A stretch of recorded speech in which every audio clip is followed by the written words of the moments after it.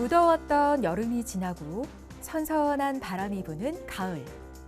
요즘같이 계절이 바뀌는 환절기면 유독 증상이 심해지는 질환이 있습니다. 바로 콧물, 코막힘 등으로 불편한 비염인데요. 코 점막에 염증이 발생되어서 코막힘, 콧물, 재채기 등 여러 가지 불편함을 일으키는 질환입니다. 콧물이나 재채기가 반복적으로 일어나면서 코를 계속 푸시거나 목구멍, 입천장, 그리고 귀까지 가려워서 고생하시는 분들이 굉장히 많으시고요. 일상생활이 힘들고 코막힘 때문에 숨쉬기가 많이 답답한 것 같아요. 환절기만 되면 찾아오는 불청객. 비염을 어떻게 치료하고 예방해야 하는지 오네어 닥터스에서 알아봅니다. 얼굴 한가운데 오똑 솟은 코는 공기가 드나드는 숨길로 호흡기의 일부이며 동시에 후각을 담당하는 감각기관입니다.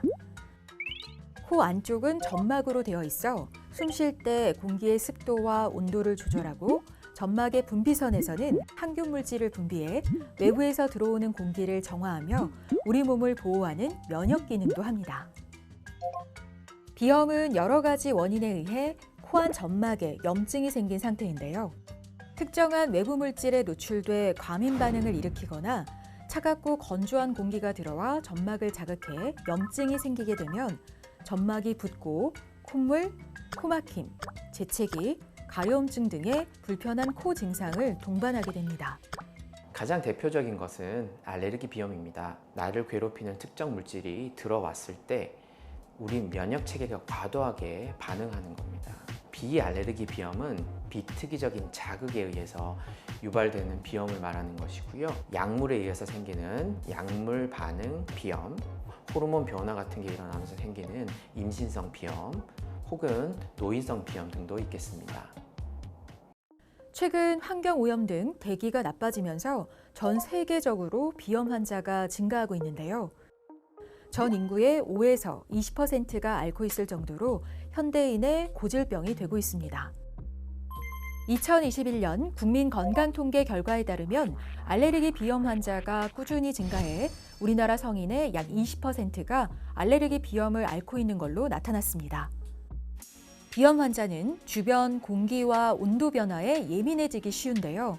환절기가 되면서 비염 증상이 부쩍 심해졌다는 환자. 며칠 전부터 코막힘, 콧물, 기침, 재채기 때문에 일상생활이 힘들고 코막힘 때문에 숨쉬기가 많이 답답한 것 같아요. 네, 어디가 불편해서 오셨어요? 평소에 코막힘이랑 콧물, 재채기 가렵고 그런 증상으로 왔어요. 아, 눈도 많이 가려우시고요. 네, 집에 동물을 키우거나 그러지는 않으세요? 고양이 키우고 있어요. 아, 그러시고 계세요? 크게 보면 콧물, 재채기, 코막힘, 알레르기 비염 같은 경우에는 간지럼증을 많이 동반을 하게 되고요. 거기에 더해서 콧물이 다량 발생되면 코 뒤로 넘어가는 그런 후비루, 또 후비루로 인해서 발생되는 기침, 가래 이런 증상들도 보이게 됩니다. 당일만 봐서는 그게 코감기인지 비염인지 100% 구별하는 것은 쉽지는 않고요. 봄이나 가을 같은 환절기에 주로 많이 심해지던지 1년 내내 증상을 보인다든지 특정한 장소에 가면 증상이 생긴다든지 이런 증상들이 있다면 그거는 더 비염에 가깝다고 봐야겠죠. 크게 두 가지로 볼 수 있는데요.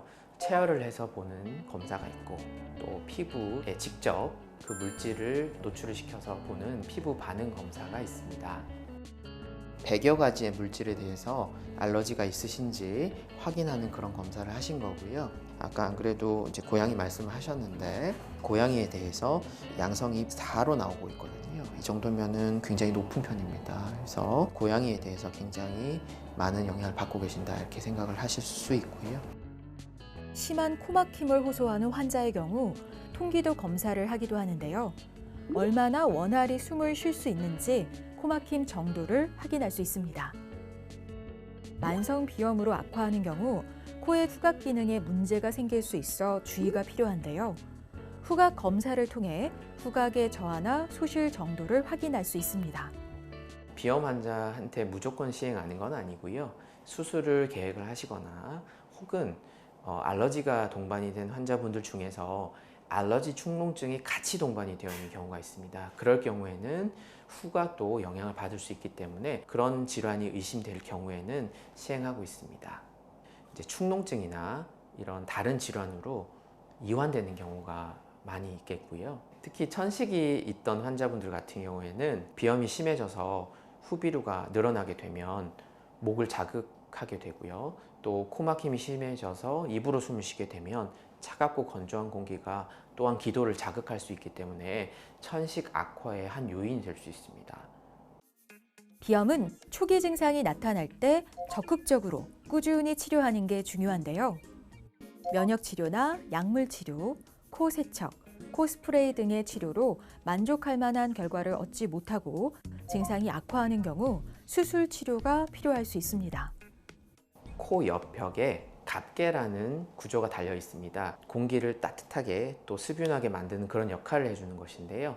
그 자체가 너무 큰 분들이 계세요. 그런 분들은 그 갑개의 크기를 줄여줌으로 인해서 비염이 조금 생기더라도 비교적 수월하게 넘어갈 수 있게끔, 그리고 중간막이 휘어진 것도 마찬가지로 많이 휘어진 분들 같은 경우에는 그걸 똑바로 펴드리게 되면 비염이 조금 생기더라도 편하게 넘어가실 수 있는 거죠. 알레르기 비염을 성공적으로 관리하고 예방하기 위해서는 실내를 청결하게 유지하고 대기오염이 심한 날 외출은 자제하는 게 좋고요. 검사를 통해 비염의 정확한 원인과 악화 요인을 확인하고 피하는 게 좋습니다.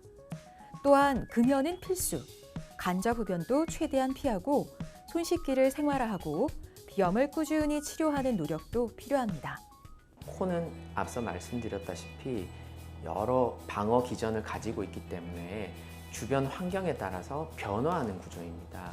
또 기본적으로 비염을 갖고 계신 분들은 그런 환경에 노출이 되었을 때 그런 반응들이 과도하게 일어나기 때문에 증상을 호소하시게 됩니다. 환경적인 변화가 많이 일어나지 않게끔 본인이 관리를 꾸준하게 해 주셔야 덜 불편한 상태로 편하게 지내실 수 있는 것이고요. 비염을 치료하는 데 있어서 가급적 좀 장기적인 안목을 가지고 세세하게 접근하시면 조금 더 좋은 결과를 얻으실 수 있을 겁니다.